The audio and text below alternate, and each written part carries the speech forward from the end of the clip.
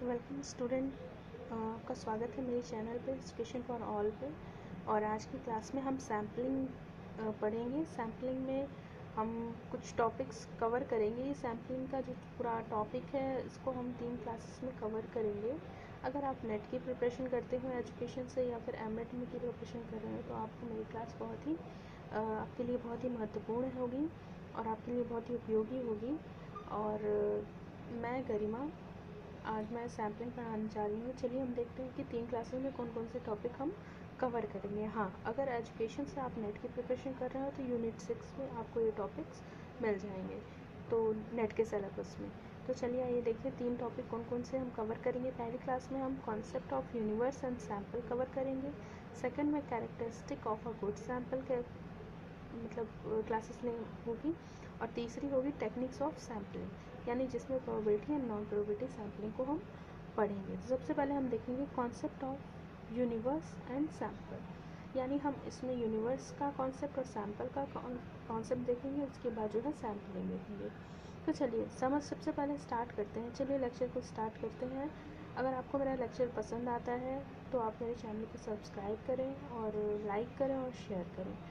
तो चलिए स्टार्ट करते हैं। सबसे पहले जो है समष्टि या जीव संख्या की बात करते हैं।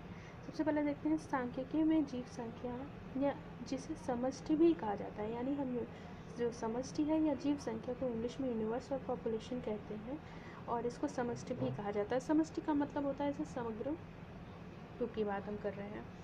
तो सांख्यिकी में जीव संख्या या जिसे समष्टि भी कहा जाता है से तात्पर्य ऐसे व्यक्तियों या वस्तुओं से होता है जिसे शोधकर्ता अपने शोध के संदर्भ में स्पष्ट रूप से परिभाषित करता है तथा उसकी पहचान करके रखता है।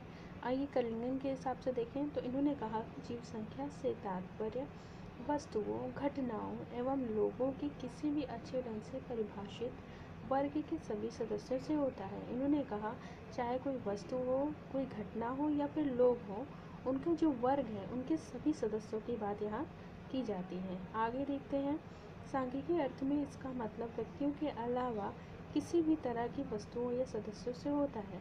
तो चलिए अब इसको एग्जाम्पल के थ्रू समझते हैं कि जीव संख्या क्या होती है।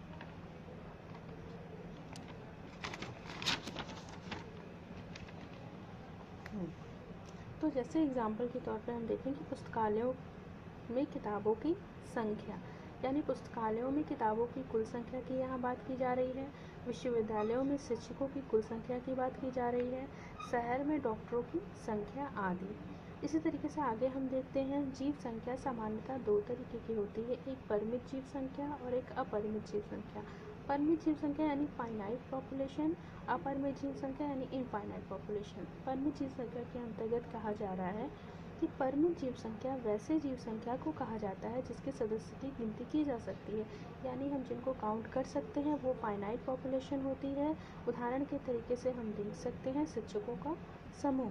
वहीं अपरिमित जीव संख्या की बात करें तो अपरिमित जीव संख्या वैसी जीव संख्या को कहा जाता है जिसके सदस्यों की गिनती नहीं की जा सकती, अर्थात जिनको हम काउंट नहीं कर सकते, जैसे नदी में मछलियों की संख्या। ठीक है, आगे देखते हैं कि मनोवैज्ञानिक तथा शैक्षिक शोधों में परिमित जीव संख्या का ही प्रयोग ज़्यादा होता है। हम देखते हैं कि जो शोध होते हैं मनोवैज्ञानिक या शैक्षिक शोध होते हैं उसमें हम परिमित जीव संख्या या फाइनाइट जीव संख्या का उपयोग ज़्यादा करते हैं या प्रयोग ज़्यादा करते हैं। कुछ विशेषज्ञों का मत भी है कि जीव संख्या को 2 तरीके से बांटा है, एक वास्तविक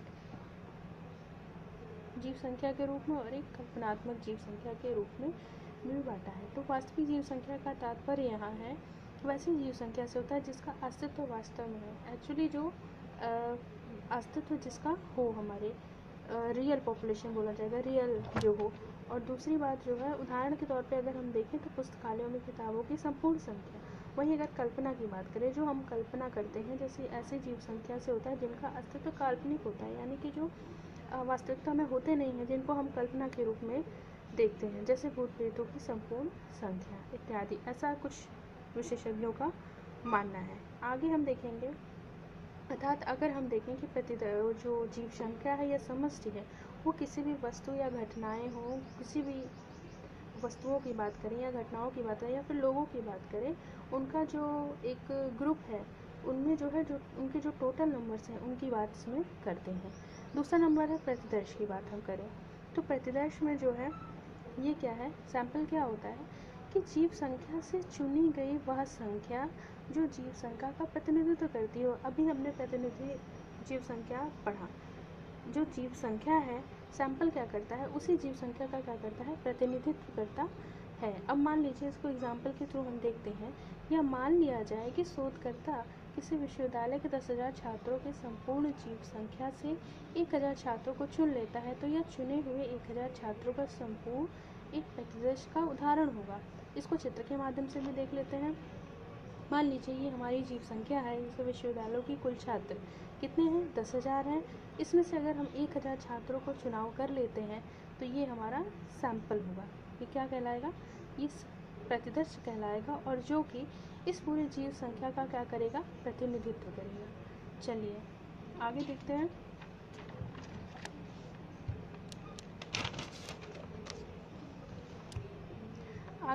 आगे कह रहे हैं कि प्रतिदर्शन जीव संख्या का सही प्रतिनिधित्व कर सके, इसके लिए आवश्यक है कि शोधकर्ता उसका चयन निष्पक्ष भाव से करे। अर्थात ये है कि अगर हमको सही तरीके से सैंपल कलेक्ट करना है जो कि जीव संख्या का प्रतिनिधित्व सही रूप से करे, तो हमको किसी भी प्रकार से पक्षपात नहीं करना है, निष्पक्ष भाव से उसका चयन करना होगा।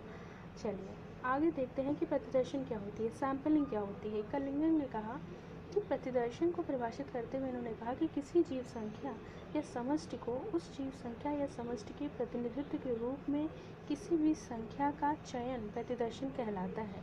यानी हम कह सकते हैं कि जो हम जीव संख्या में से सैंपल का जो चयन कर रहे हैं वही हमारी सैंपलिंग होगी।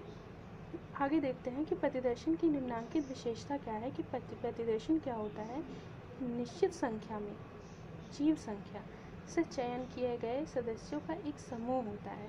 यानी कह सकते हैं जो प्रतिदर्श होता है, यानी प्रतिदर्श की बात की गई है कि एक निश्चित संख्या में जो जीव संख्या से चयन किया गया सदस्यों का एक समूह होता है। यानी हम एक तरीके से सैंपल को ही प्रतिदर्शन यहाँ कह सकते हैं। और आगे कह रहे हैं कि प्रतिदर्शन जो है प्रतिनिधि का गुण होता है। यानी ये क्या करता है, जो प्रतिदर्शन होता है ये एक तरीके से जीव संख्या का क्या करता है, प्रतिनिधित्व करता है। आगे कह रहे हैं यानी उन सभी गुणों को दिखलाता है जो जीव संख्या में होता है। आगे देखते हैं, अगर हम इसको इस तरीके से भी समझें कि एक उदाहरण के हमने आगे देखा कि किसी विश्वविद्यालय की कुल संख्या यानी छात्रों की संख्या कितनी है, 10,000 है। इसमें से हम जो सैंपल कलेक्ट कर रहे हैं वो कितने 10,000 बच्चों को लिया, जो भी हमारा सैंपल कहलाया। इनको जो चयन कर रहे हैं उसी को हम सैंपलिंग बोलते हैं।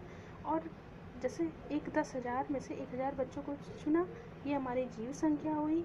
1,000 बच्चों को चुना, ये हमारा सैंपल हुआ।